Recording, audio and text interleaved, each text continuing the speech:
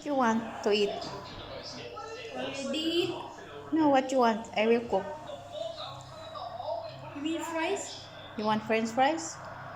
Oh, We have potatoes. we have. We have. Uh, Here. We have potatoes.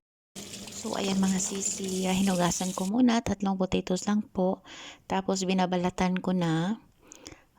Mura lang kasi ang mga patatas dito mga sisi.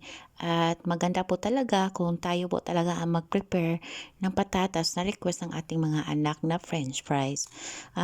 Ganito lang po ang ginagawa ko. Hinugasan ko lang siya, nilagyan ng konting asin.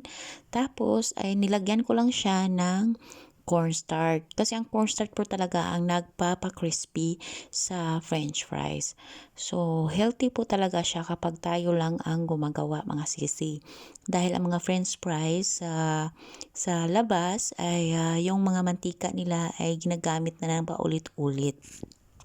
Dito sa bahay mga sisi, ayaw ni mister na paulit-ulit yung mantika kasi nga yung asawa ko po ay may sakit po siya sa puso. So, alam na po niya ang mga bagay na ganito. So, ito po ang ginagawa ko, iniinit ko lang yung mantika.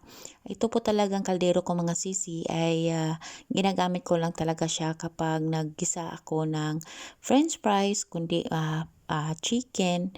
Ito lang po talaga siya. So, ito talaga ang pinaka-favorite ni Yusef, ang french fries. Kaya, kapag nanghingi siya sa akin, ay nilulutuan ko po talaga siya. Kasi kapag bumili ka sa labas, ganito lang din mga sisi. Tapos, may mix na kasi siyang spices. Kaya, ito na po, plain lang na french fries na ibinigay ko sa kanya.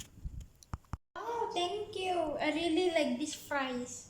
Let me taste. It's hot. Yummy. It's crispy. Yeah, it's crispy. Tapos si mister, ito naman yung request niya. Ito po ay turnip na may moton na gustong-gustong kainin ni mister. At sabayan ito ng roti. Alam niyo na, ang roti po talaga ay para ding rice sa atin na kapag walang roti ay hindi sila nabubusog. Kaya ito na go ko na binibigay sa kanya.